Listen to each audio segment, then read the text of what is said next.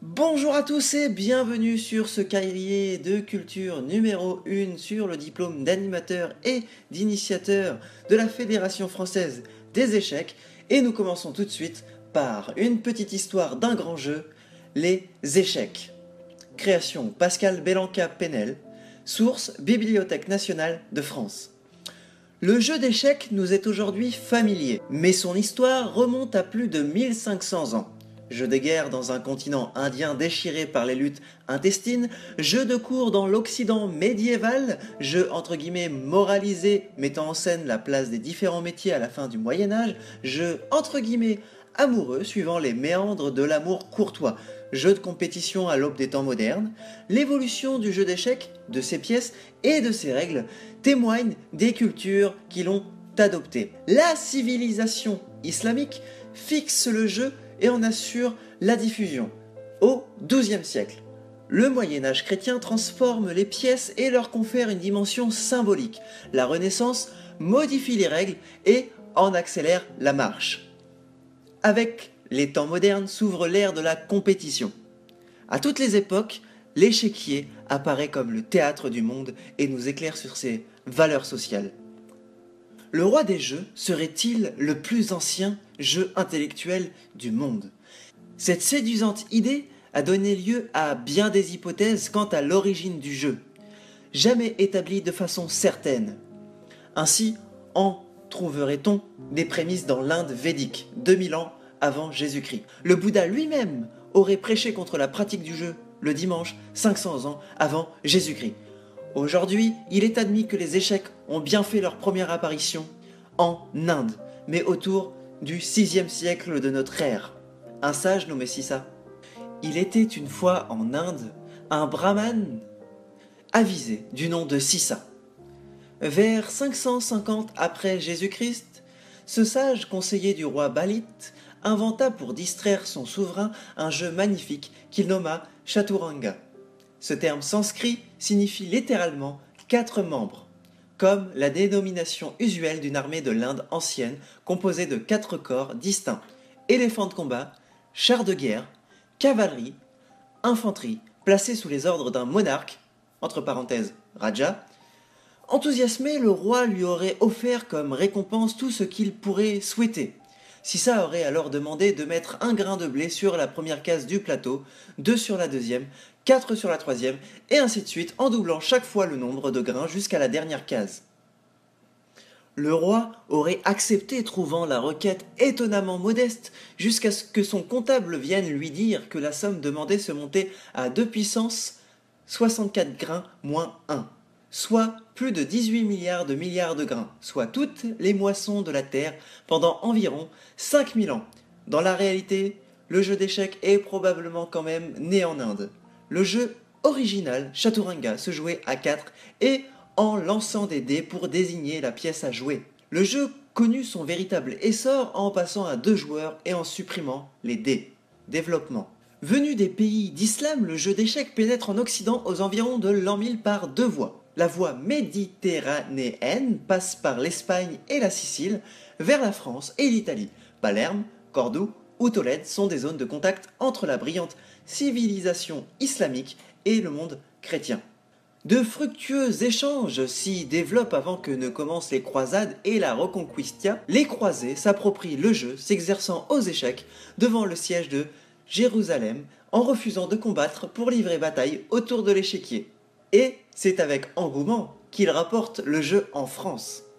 Le jeu proprement dit devient rapidement la distraction favorite de l'aristocratie européenne. Il n'existe pas de château en Europe où les fouilles archéologiques n'aient révélé la présence du jeu.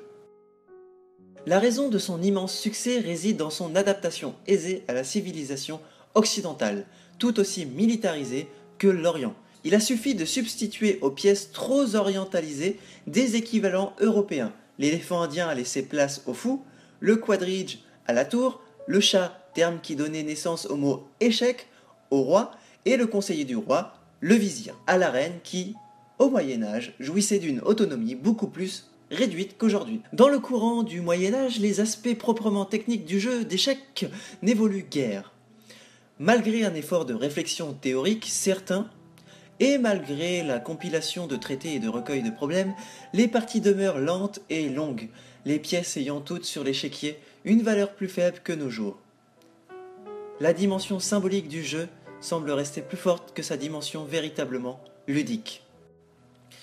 Les choses changent dans la seconde moitié du XVe siècle. En quelques décennies, sous l'influence des théoriciens espagnols et italiens, se met en place le jeu moderne, peu différent désormais, sinon tactiquement, de celui qui est le nôtre aujourd'hui. Plusieurs pièces voient leur marche se modifier, notamment l'arène, qui au lieu de se déplacer d'une case en une case, peut désormais traverser l'échiquier dans toutes les directions. Sa force devient considérable. Le fou et la tour accroissent également la leur. Le jeu se transforme profondément. Les parties deviennent plus dynamiques, le nombre des pratiquants augmente. À partir du XVIe siècle, des compétitions sont organisées, de véritables joueurs professionnels apparaissent.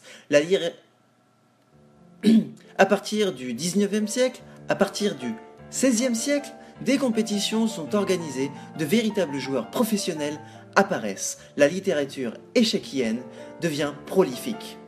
Les Européens peuvent enfin tenir tête aux champions musulmans. Reflétant ces mutations, les pièces se transforment également. Elles deviennent plus maniables, plus fines, plus hautes, ce qui permet de diminuer la taille des échiquiers.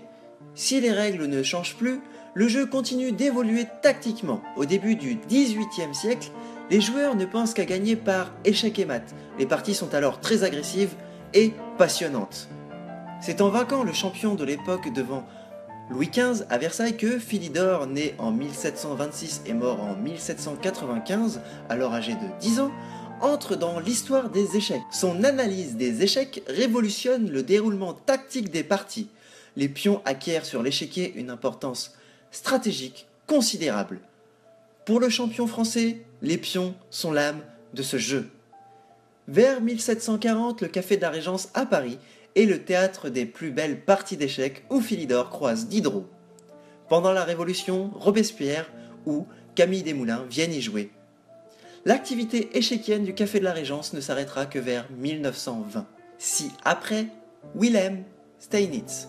Au début du XIXe siècle, l'univers des échecs est structuré, doté de ses écoles et de ses champions, auxquels sont dédiés traités, chroniques et revues.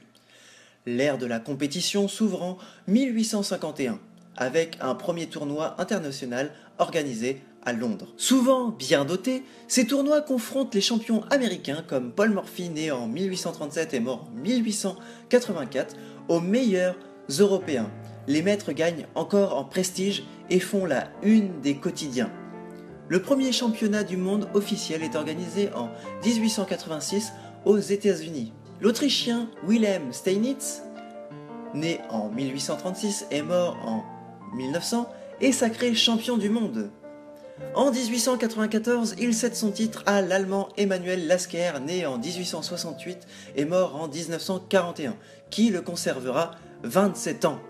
En 1924 est créée la FIDE, la Fédération internationale des échecs, qui organise désormais un tournoi officiel des nations et décerne le prestigieux titre de champion du monde des échecs.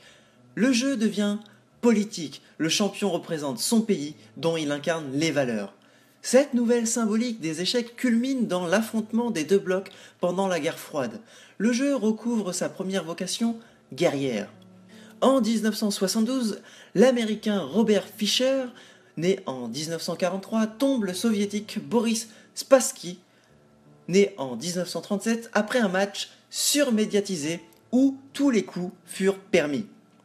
3 ans plus tard, le jeune Soviétique Anatoly Karpov, né en 1951, âgé de 23 ans, est sacré champion du monde, titre qu'il cédera à son compatriote Garry Kasparov, né en 1963.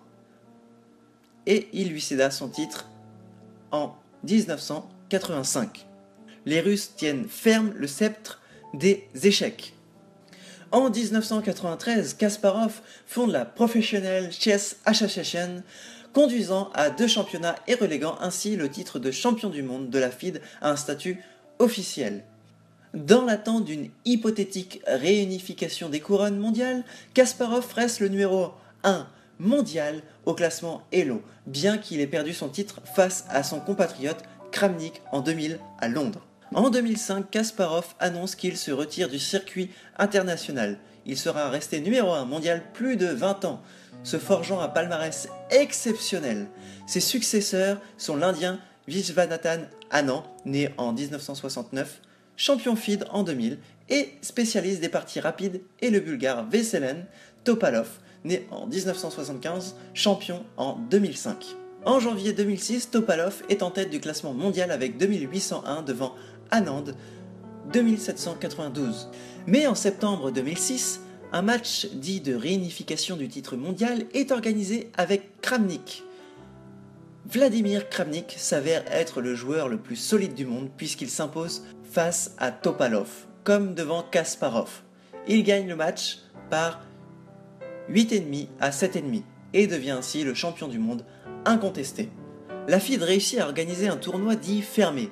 8 des meilleurs joueurs du monde se sont rencontrés en match aller-retour, championnat qui a eu lieu à Mexico en septembre 2007. L'Indien Viswanathan Anand, 39 ans, numéro 1 mondial au classement Elo, l'a emporté avec 4 victoires, 10 nuls et 0 défaite. Il a précédé le champion 2006 Vladimir Kramnik et l'Israélien Boris Gelfand. Il devient ainsi champion du monde 2007. Puis le match tant attendu Vladimir Kramnik, champion en 2006, face à Viswanathan Anand, champion en 2007, a enfin eu lieu en octobre 2008. Et c'est finalement l'Indien Viswanathan Anand qui sortit vainqueur de ce dernier grand combat en l'emportant face à Kramnik par 6,5 points à 4,5. Il confirme ainsi qu'il est bien le nouveau champion du monde et rafle ainsi le titre aux Russes. Cela n'était pas arrivé depuis Fischer. Anand confirma 2 ans plus tard, mai 2010, en gagnant le match l'opposant à son nouvel adversaire, le Bulgare Vasyl Topalov. Puis, encore 2 ans plus tard, mai 2012, face à l'Israélien Boris Gelfand. Il est à présent le seul champion du monde à avoir gagné 4 adversaires différents. Mais arrive déjà le Norvégien Magnus Carlsen, 22 ans, qui en novembre 2013 s'impose contre Anand, titre en jeu par 7 nuls et 3 victoires. Il devient ainsi le nouveau champion du monde avec un Elo à 2873 points.